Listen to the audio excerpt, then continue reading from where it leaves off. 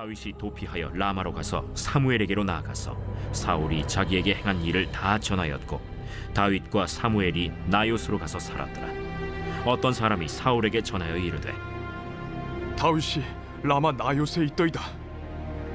사울이 다윗을 잡으러 전령들을 보냈더니 그들이 선지자 무리가 예언하는 것과 사무엘이 그들의 수령으로 선 것을 볼 때 하나님의 영이 사울의 전령들에게 임하매 그들도 예언을 한지라. 어떤 사람이 그것을 사울에게 알림해 사울이 다른 전령들을 보냈더니 그들도 예언을 했으므로 사울이 세 번째 다시 전령들을 보냈더니 그들도 예언을 한지라. 이에 사울도 라마로 가서 세구에 있는 큰 우물에 도착하여 물어 이르되 사무엘과 다윗이 어디 있느냐? 어떤 사람이 이르되 라마 나요스에 있나이다. 사울이 라마 나요스로 가니라. 하나님의 영이 그에게도 임하시니 그가 라마 나요스에 이르기까지 걸어가며 예언을 하였으며 그가 또 그의 옷을 벗고 사무엘 앞에서 예언을 하며 하루 밤낮을 벗은 몸으로 누웠더라. 그러므로 속담에 이르기를 사울도 선지자 중에 있느냐 하니라. 사울의 다윗을 향한 핍박이 본격적으로 오늘 본문의 말입니다. 시작이 되었습니다. 사울은 악한 영에 사로잡혔고 그리고 다윗은 그런가 하면 성령으로 행하고 있습니다. 성경의 표현대로 하면은 유기영을 대적하는 그런 형국입니다. 목숨이 위태로운 다윗이 사울을 피해서 선지자 사무엘에게로 갔습니다. 사무엘이 있는 곳이 라마 나요스인데 라마라는 곳은 사무엘의 고향입니다. 나요스라는 것은 어떤 지명이나 그런 장소의 명칭이 아니라 어떤 거처, 처소 이런 뜻입니다. 그러니까 라마 나요스라는 것은 결국은 사무엘이 자기 고향에다가 세운 선지 학교를 의미합니다. 그 시대를 살릴 수 있는 하나님의 사람들을 사무엘이 키우고 있었던 그곳이 바로 라마 나요스입니다.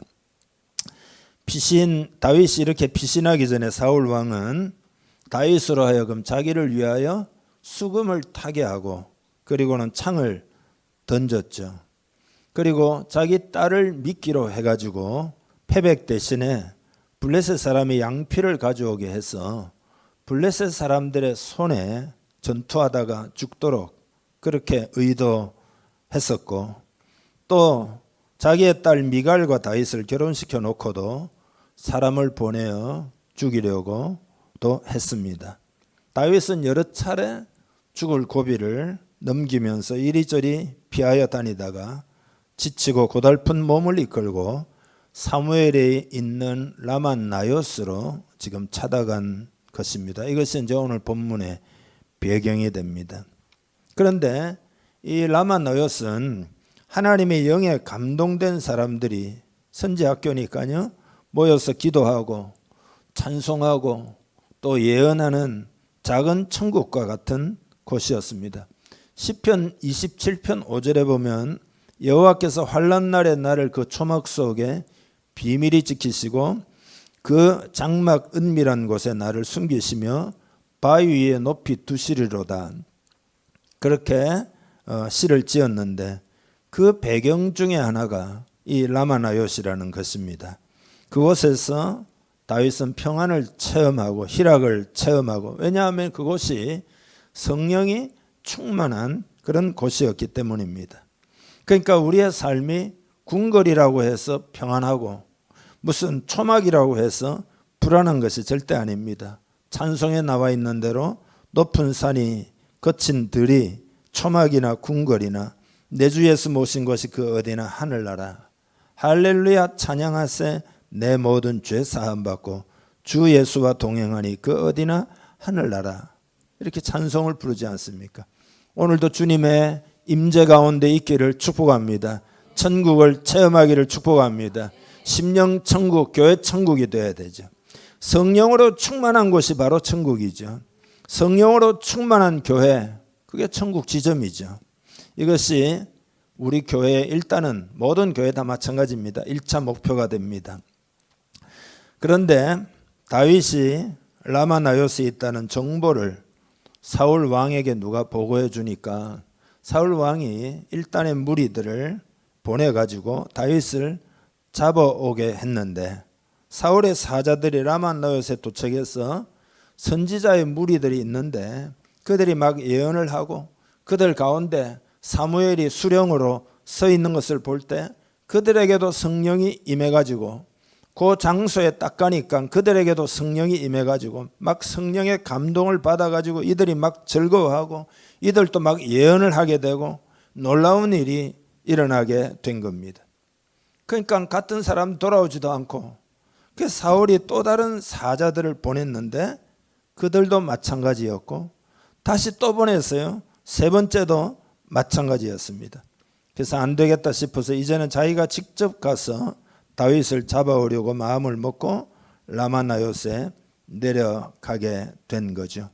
딱 가서 보니까 거기에는 성령의 감동이 충만하고 하나님의 말씀이 능력이 있어 완전히 낙원을 이루고 살아가고 있는 거죠. 그러니까 사울은 지금 살개가 등등하고 그러니까 그런 마음의 미움과 막 살개가 넘치니까 그 심령은 어떻겠어요? 그 심령은 복잡하고 번민이 꽉 차 있고 답답하고 분노가 있고 근데 그곳에 가보니까 의와 평강과 희락이 충만하고 그 놀랍게도 딱 그곳에 가니까 사울 자신도 성령의 감동을 받아가지고 막 사울이 막 예언을 하고 즐거워하고 그래서 다윗을 잡아 죽이겠다는 생각도 다 사라지고 너무 좋아가지고 벌거벗고는 이 벌거벗는다는 말은 완전히 다 벗었다는 뜻이 아닙니다.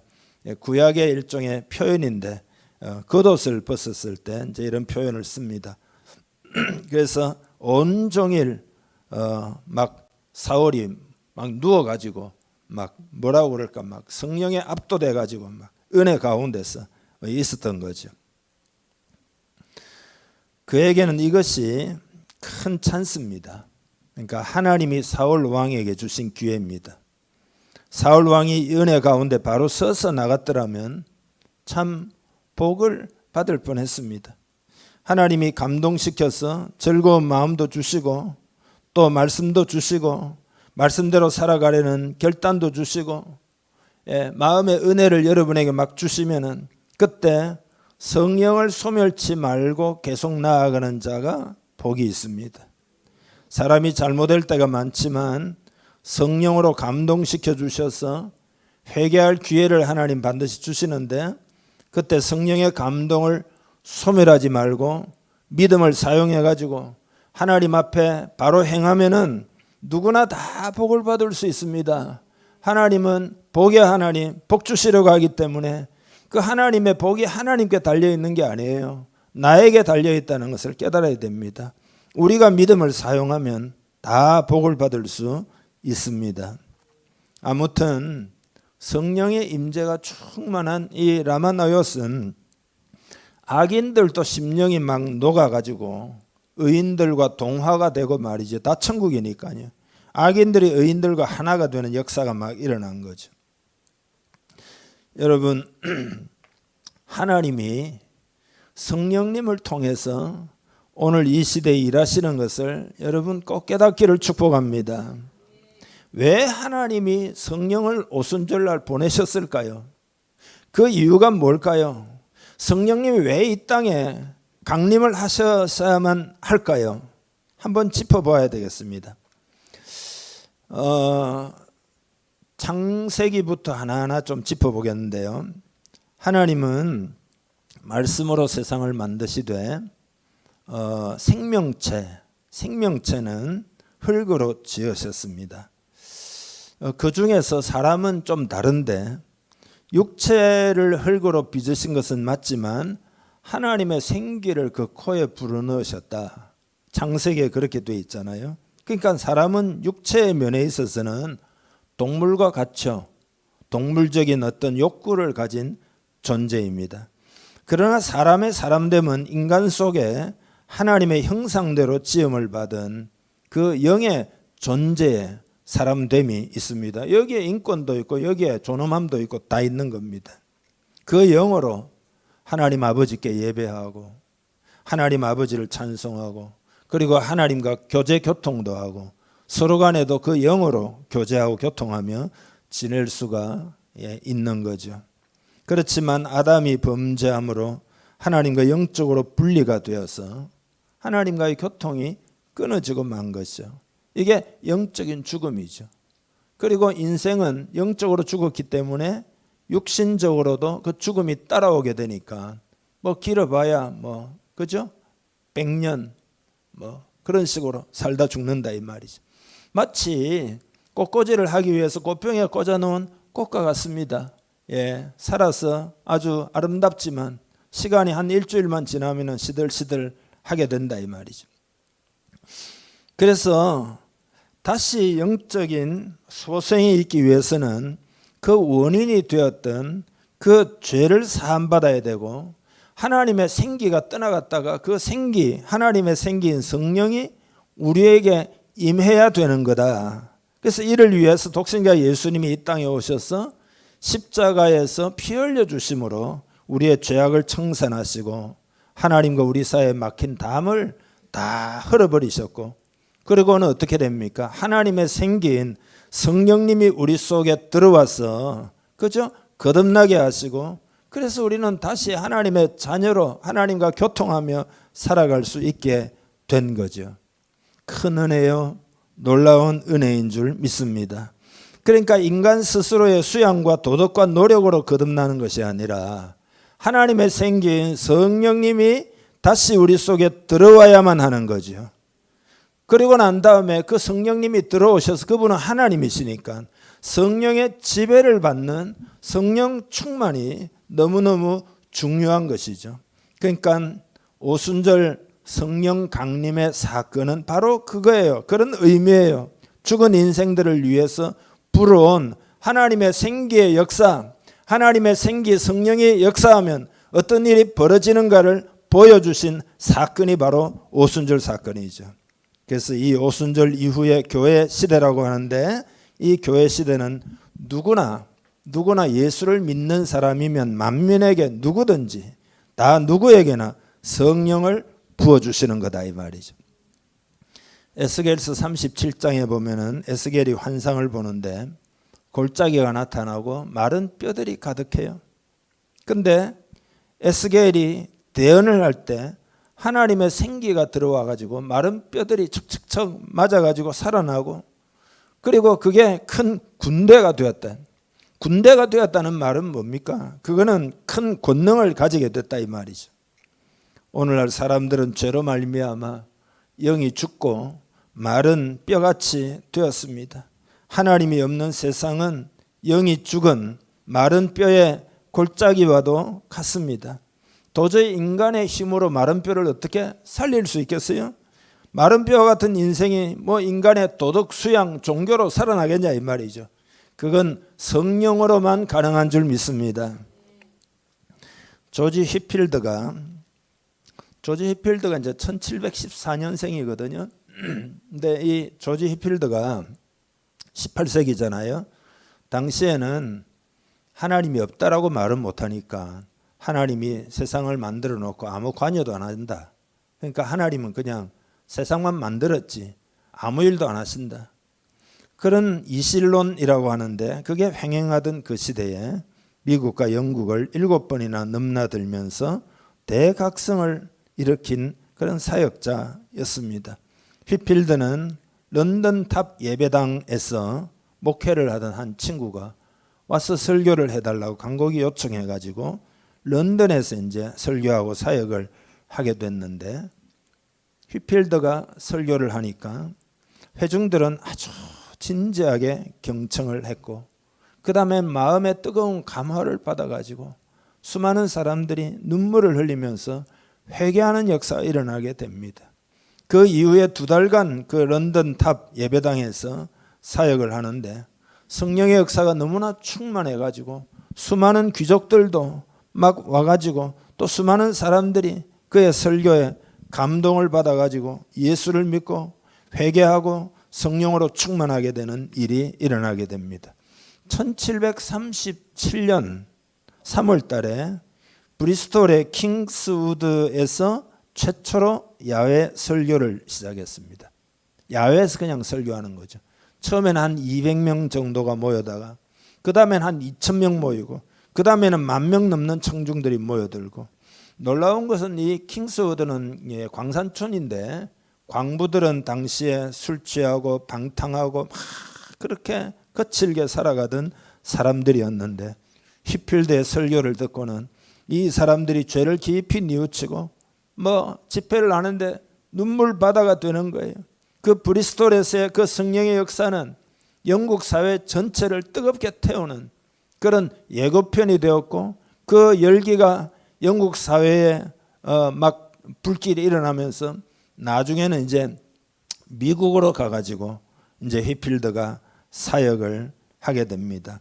한 번은 런던에 있을 때 낮에는 무어필드라고 하는 공원에서 설교를 하고 밤에는 캐닝턴 공원이라는 데서 집회를 했는데, 기록이 나와 있어요. 이 일기 같은 건데요. 저녁 6시에 캐닝턴에서 설교했는데 엄청나게 큰 능력이 우리 가운데 임했다. 5월 3일입니다.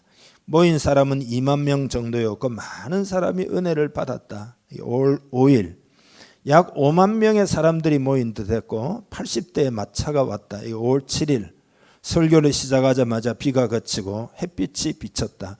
그래서 설교 중에 그 역사를 말하지 않을 수가 없었다. 5월 9일 저녁에 6만 명 정도 되는 사람들에게 설교했다. 그렇게 많은 사람들이 모였지만 하나님께서는 대부분의 사람들이 내 말을 잘 알아들을 수 있도록 내게 능력을 주셨다. 마이크가 없는 시대거든요. 육성으로 하는데 6만 명이 다 말씀을 잘 알아들어요. 그 넓은 공간에서. 하나님이 그렇게 능력으로 역사해 주셨다. 내가 설교하고 있는 동안에 시종일관 지속된 청중들의 진지함은 참으로 주목할 만했다. 5월 13일 집회 장소에 있는 모든 사람의 마음이 크게 녹아져서 세상에서 제일 가는 냉소자라도 그것이 하나님의 역사라고 생각하지 않을 수가 없었다. 이런 기록들이 나와 있거든요.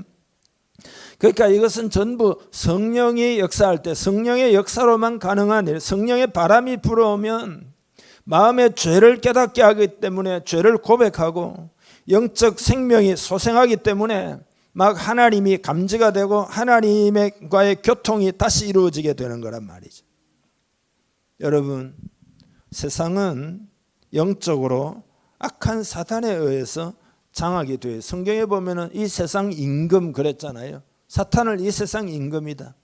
그렇지만 예수님이 이 땅에 오신 것은 하나님의 나라가 가까이 왔다. 하나님 나라를 심기 위해서 이 땅에 오셔서 그 다음에 오순절 그 성령의 바람이 불면 이 땅에서 역사하는 그 귀신의 세력들을 자꾸 몰아내고 천국이 임하게 되고 그 천국이 점점 확장이 돼서 하나님의 구원 역사가 이 땅에 이루어지는데 그 핵심이 뭐냐?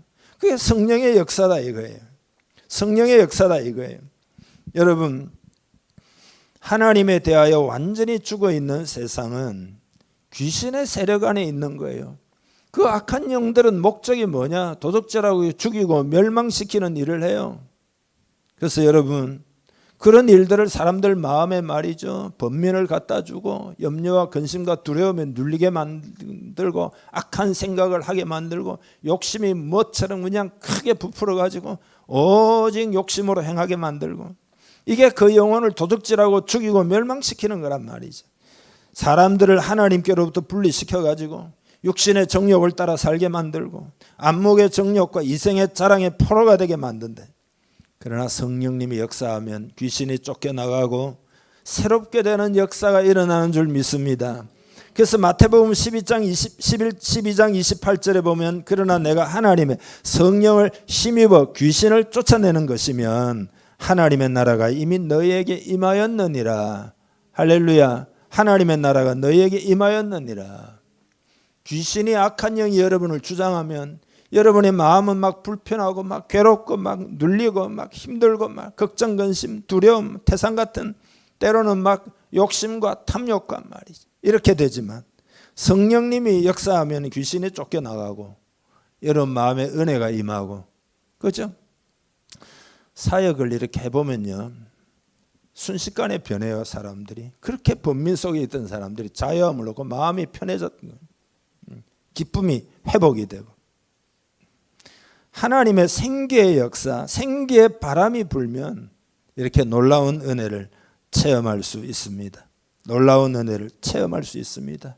그래서 이 생기에는 후 하고 불었던 거니까 이게 바람의 역사, 바람의 역사. 하나님이 바람과 같은 성령님을 우리들에게 불어넣어 주신다 이 말이죠. 그래서 오순절 초대교회 성령님이 임할 때 바람의 소리가 막 들리고, 그 다음에 불의 혀같이 이렇게 불의 혀처럼 보이는 것들이 각 사람의 머리에 막 불이 임하더라. 성령의 역사는 그 다음에는 불의 역사죠. 불의 역사. 여러분, 불을 켜면은 일단은 환하게 밝아지잖아요. 그래서 불은 죄의 어두움을 밝혀서 빛으로 인도하게 되는 그런 역사를 말합니다.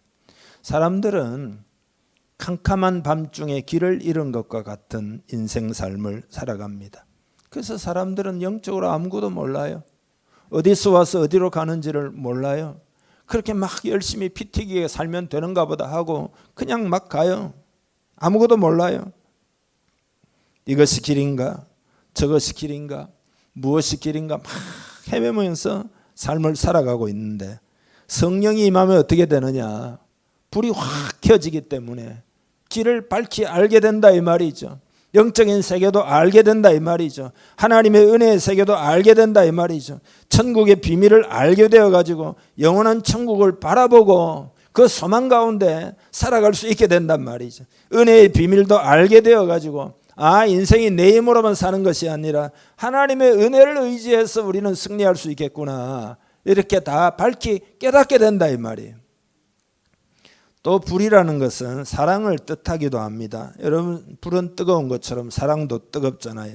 그러니까 성령은 뜨거운 사랑을 여러분 속에 가져다 주십니다. 세상은 얼마나 차가운지 무관심과 냉소와 극한 심판과 비난과 이런 게 너무 많습니다.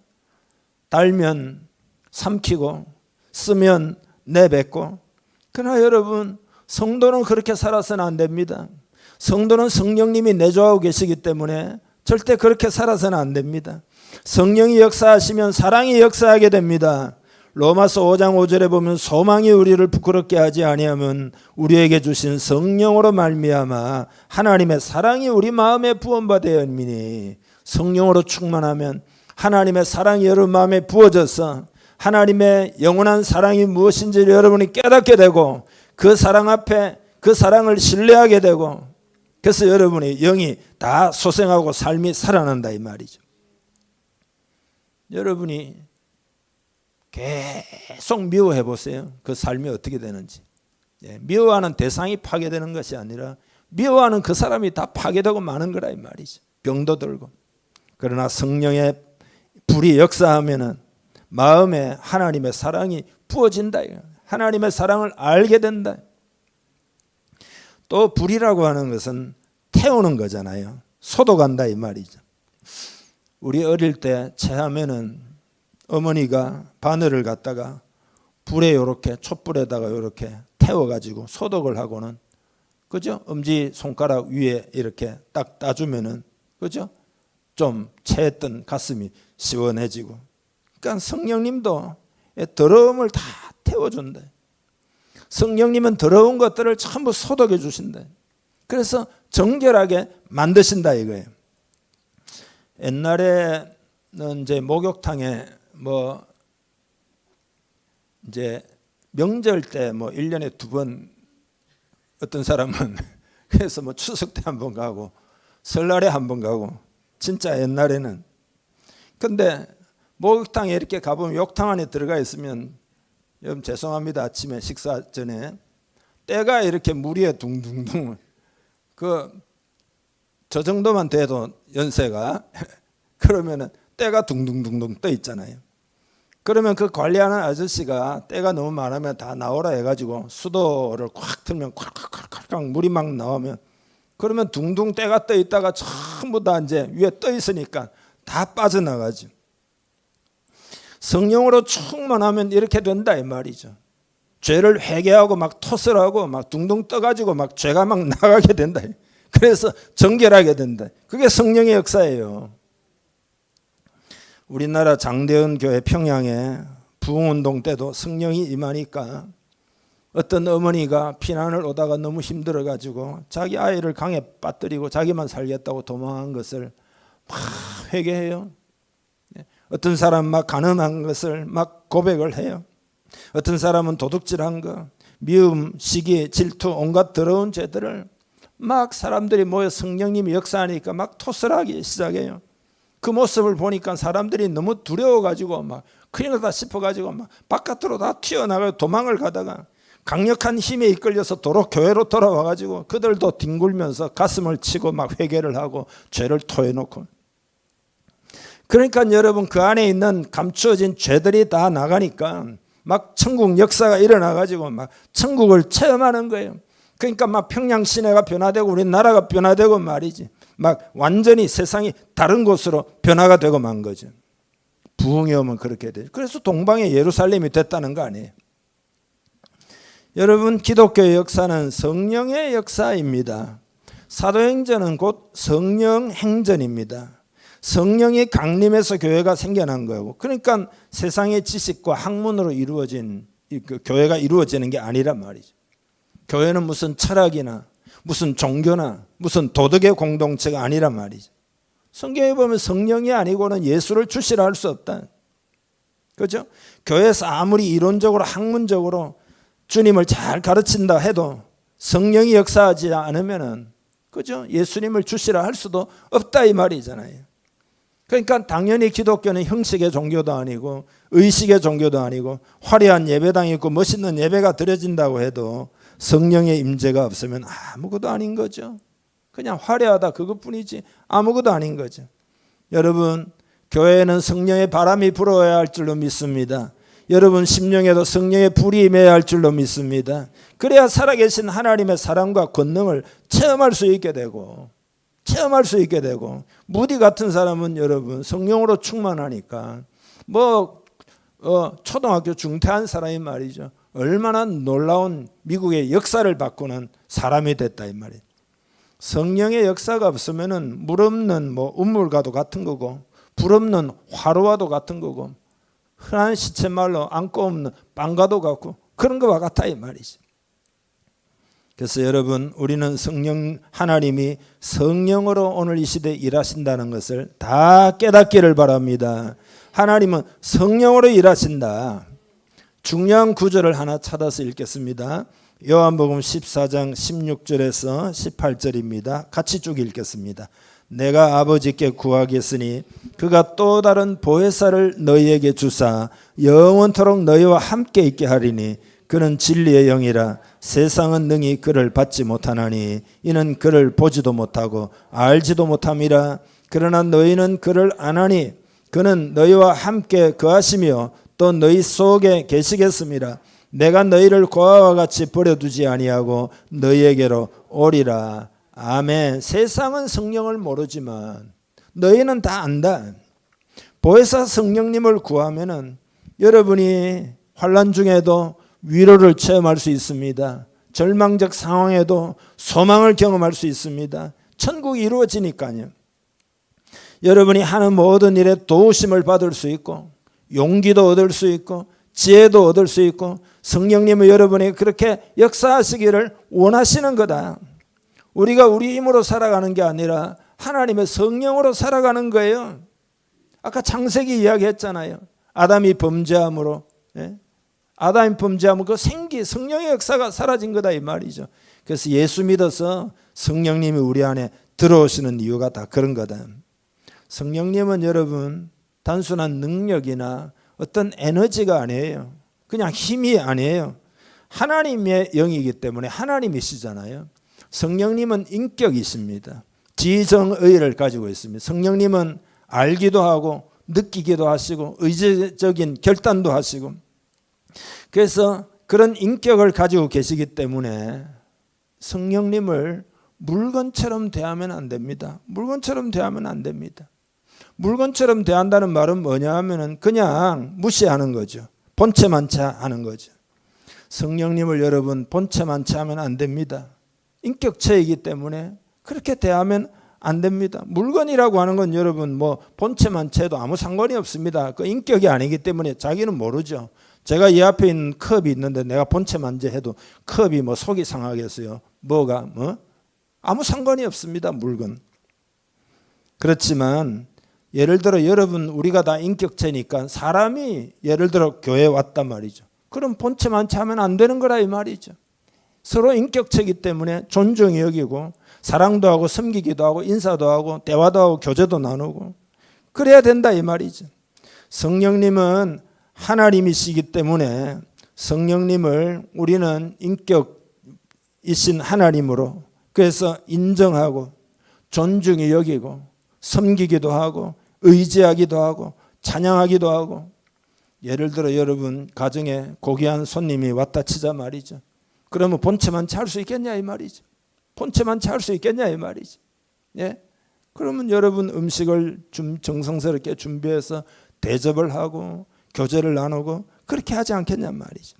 그래서 인격이신 성령님이기 때문에 그 성령님을 인정을 해야 합니다. 환영도 해야 됩니다. 존중히 여겨야 합니다. 그분을 의지해야 됩니다. 평소에 여러분 안에 성령님이 계시다면 성령님이 계시기 때문에 그렇게 성령님을 존중히 여겨야 됩니다.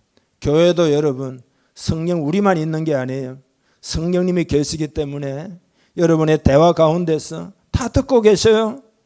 여러분 눈에 보이지만 않을 뿐이지 성령님이 계시기 때문에 그 성령님을 소멸하지 말고 물건처럼 대우하지 말고 성령님을 온전히 사랑하기도 하고 의지하기도 하고 성령님이 계신 것처럼 여러분은 말도 하고 행동도 하고 그렇게 하지 않으면 인격이시기 때문에 그거를 성경에서는 성령을 소멸한다. 성령을 소멸한다. 그렇게 표현하고 있습니다. 여러분 옆에 성령님이 계십니다. 이곳에도 성령님이 계십니다. 그 소멸하면 안 된다 이 말이죠.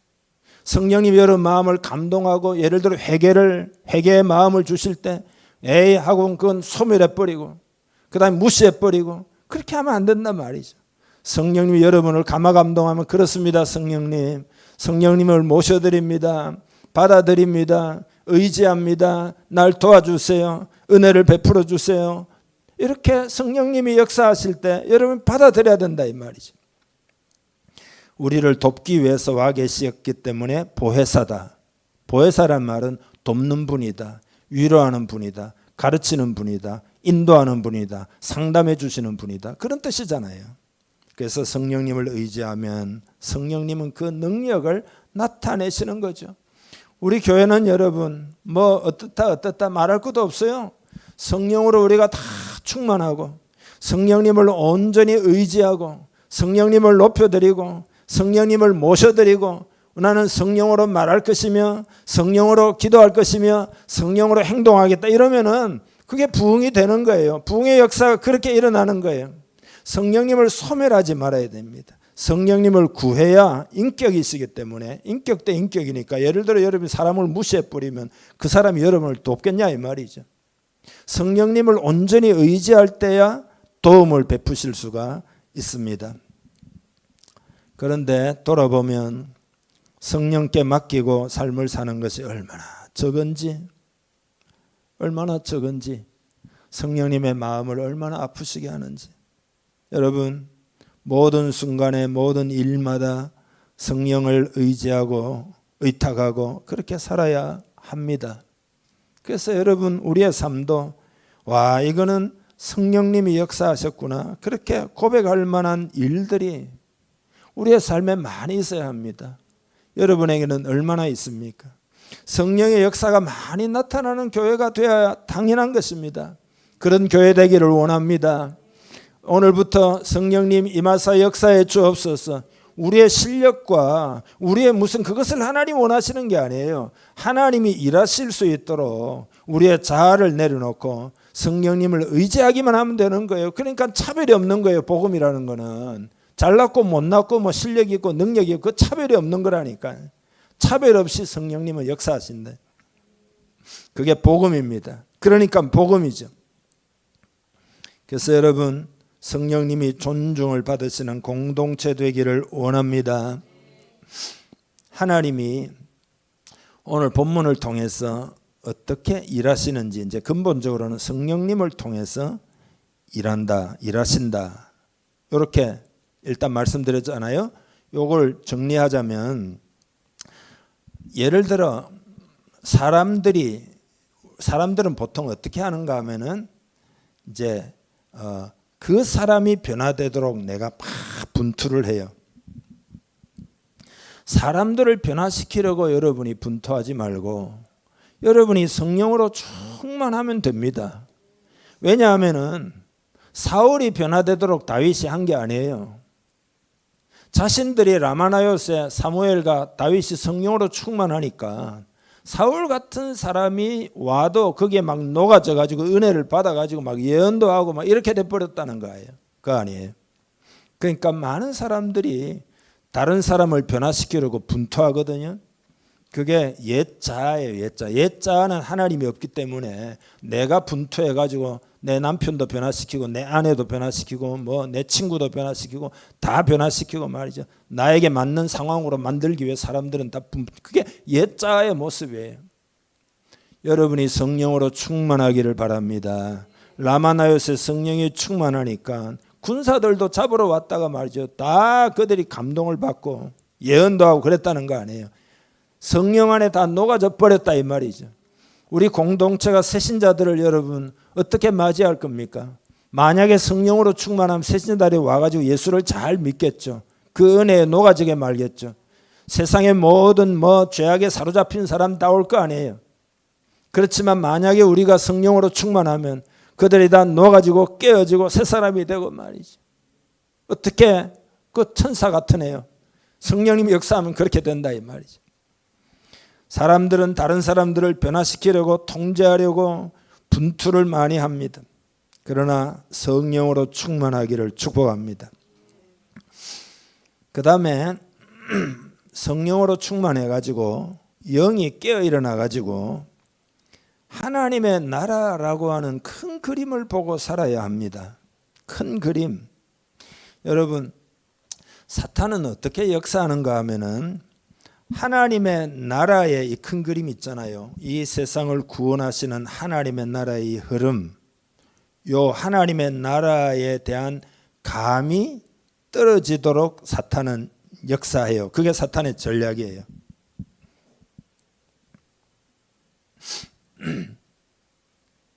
그래서 이 큰 그림을 못 보게 만들어요. 지엽적인 걸 자꾸 보게 만들어요. 그게 사탄의 역사입니다. 그러나 하나님께서는 큰 그림을 가지고 일하셔요. 타락한 이 세상을 구원하기 위해서 역사의 섭리의 바퀴를 돌리면서 인간이 구원을 받는 쪽으로 계속 역사를 해요. 오늘 이 시대가 아무리 어려워도 결국은 하나님의 목표는 분명해요.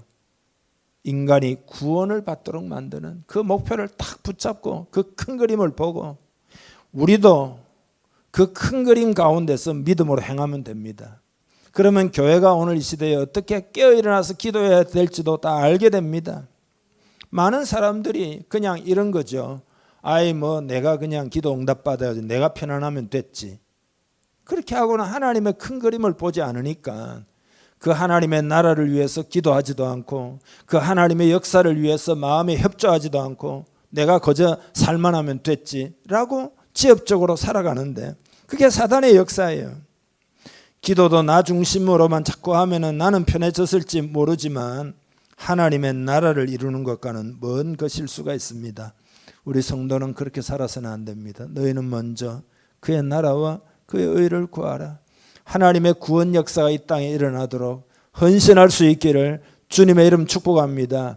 그런 큰 그림을 가지고 살아가는 사람은 이 모든 것을 더하시리라. 하나님이 여러분을 축복하실 줄 믿습니다. 그 다음에 또 한 가지는 하나님이 어떻게 일하시냐. 하나님 반드시 우리를 연단시켜서 귀하게 쓰십니다. 사탄은 지금 오늘 본문에 보면 다윗은 하나님의 나라의 큰 그림을 가지고 지금 살아가는 다윗이거든요. 근데 사울을 통해서 그게 이루어지지 못하도록 지금 방해하는 거 아닙니까? 그래서 다윗을 핍박하는 거라 이 말이죠. 이런 상황이 되었을 때 다윗은 이렇게 기도할 수 있겠죠. 하나님, 사울의 공격을 멈추게 해주세요. 멈추게 해주세요. 그렇지만 하나님은 사울의 공격을 단번에 멈추게 하지 않으셨어요. 왜 하나님이 사울의 공격을 단번에 멈추도록 하지 않으셨을까? 거의 10년 이상을 계속해서 들로 산으로 굴로 쫓겨다니면서 사울의 공격 때문에 다윗은 자기 방법이 없잖아요. 그러니까 시편 보면 나오잖아요. 아까도 우리 읽었잖아요. 은밀한 초막 속에 숨기신다고. 하나님, 그게 하나님의 임재거든요. 하나님 앞에 계속 나아가면서 그 어려운 과정을 통해서 많은 훈련을 받게 됩니다. 그래서 그 가운데서 배우고 느끼고 하면서 다윗은 왕이 될 만한, 통일 왕국의 왕이 될 만한 하나님의 나라의 그 큰 통치자가 될 만한 그릇이 되어갔던 거라 이 말이죠. 그래서 사울이 죽은 이후에 다윗은 아주 잘 준비가 되어진 왕으로 세워졌고, 물론 그 이후에도 여러 가지 전쟁도 있고 많은 어려움이 있었지만, 그러나 하나님이 기뻐하시는 모습으로 그 거친 문제들을 해결해 나가가지고 이스라엘 민족 역사 가운데 가장 위대한 통일 왕국을 이루었고, 그 시대에 하나님의 뜻을 이루었다 이 말이죠. 이게 하나님이 일하시는 방법입니다. 그러니까 여러분, 어려운 일들 가운데 낙심치 말아야 합니다. 낙심치 말고 하나님의 성령으로 자꾸 충만해서 마음의 평강과 의와 희락이 있어가지고 그 세파를 헤쳐나가면 성령으로 말미암아 여러분이 훈련이 되어가지고 계속해서 하나님이 쓰실 만한 그릇으로 자꾸 성장해 간다 이 말이죠. 그리고는 그런 가운데 여러분은 눈을 열어서 하나님이 이 세상을 구원하시는 그 큰 그림을 보고 하나님 나라의 의를 먼저 구하며 이렇게 살아가게 되면 하나님이 이 땅을 축복하시는 거죠. 하나님의 나라를 하나님이 통치하시기 때문에 실패는 없습니다. 반드시 회복과 완성이 있게 되는데, 그 회복의 역사, 완성의 역사에 동참할 사람들을 오늘도 하나님은 전국 곳곳에서 부르시고 그들을 다 훈련시키고 있는 거단 말이죠. 근데 이 복이 엄청난 거예요. 이 복이 엄청난, 이게 진짜 복이에요. 반드시 그런 사람은 하나님의 쓰임을 받고 하나님이 그 인생을 복주어 가지고 그들을 통해서 하나님의 큰 그림을 이루신다. 그런 하나님의 섭리 역사를 여러분 마음에 꼭 새기기를 주님의 이름으로 축복합니다. 무엇보다 하나님의 영으로 충만케 되기를 바랍니다. 모든 것은 우리의 모든 일어난 일들은 결국 인간에 대해서는 좌절하고 하나님의 성령을 구해가지고 충만하도록 하기 위함인 것을 여러분 마음에 새기고, 이 시대 가운데도 하나님의 성령의 바람이 불기를 원합니다. 하나님의 성령이 우리 공동체 역사하기를 원합니다. 내 마음에도 하나님의 성령이 주장하기를 원합니다. 성령으로 충만하게 해주세요. 성령을 구하면 우리는 승리할 수 있습니다. 심령 천국이 이루어지기를 축복합니다. 찬송대로 궁궐이나 어디나 초막이나 성령님이 우리를 주장해서 하나님이 나를 다스리면 그곳이 다 천국이 된다. 그런 은혜가 여러분에게 있기를 주님의 이름으로 축복합니다. 교회가 깨어 일어나야 합니다. 기도해야 합니다. 믿음으로 기도하면 이 민족 가운데 소망이 있고 승리할 수 있습니다. 하나님은 다 놀라우신 하나님이고 그 하나님의 주권적 뜻이 이루어지도록 우리는 기도해야 되는데, 그게 바로 뭐냐? 성령의 바람이 불고 성령이 불같이 역사하고 성령의 충만함을 입으면 승리할 수 있습니다. 이 시간 우리 기도할 때 하나님의 영을 충만히 부어주세요. 그런 제목 가지고 우리 다 같이 한 마음으로 기도하겠습니다. 하나님 아버지, 성령님을 의지하지 않고 옛자를 따라 살아왔던 우리의 모습들도 많습니다. 이 시간 우리의 자아를 내려놓고 자아를 의지하며 살아왔던 그 모든 허물들 십자가의 보혈로 씻어 주옵소서. 우리 옛자가 죽을 수 있도록 예수님이 십자가에 달리셨사오니 하나님 아버지 예수님과 연합하여 옛자로 살지 않고 성령으로 사는 우리 되기를 원합니다. 성령님을 존중히 여기고 성령님을 온전히 의지하는 그런 공동체가 되기를 원합니다. 온유와 겸손이 우리 마음에 있기를 간절히 원합니다. 성령님이 주장하여 주옵소서. 성령님이 충만히 임하여 주옵소서. 오직 성령님이 운행하시는 공동체 되어 라마나욕 같은 교회 되기를 원합니다. 천국 공동체 되기를 원합니다. 하나님의 은혜가 충만한 공동체 되기를 원합니다. 어떤 사람도 녹아지는 그런 역사가 일어나기를 간절히 원합니다. 하나님 이 일을 위하여 우리에게 은혜를 주시기 위하여 오랫동안 하나님이 역사해 주셨사오니 이 시간 마음을 엽니다. 성령님 임하여 주옵소서. 성령님이 임하여 주옵소서. 큰 은혜를 부어 주옵소서. 충만하게 하시옵소서. 새 피조물로 살아가게 하여 주옵소서. 승리하게 하여 주옵소서. 내 힘과 능력이 한계가 있음을 겸손히 인정하며 하나님의 영으로 살아가라 하셨사오니 주의 성령으로 사는 지혜가 있기를 간절히 원합니다. 그런 믿음이 있기를 원합니다. 믿음이 충만하게 하시고 크게 승리하는 우리 공동체 되게 하여 주시옵소서. 축복하고 예수님의 이름으로 기도하옵나이다. 아멘.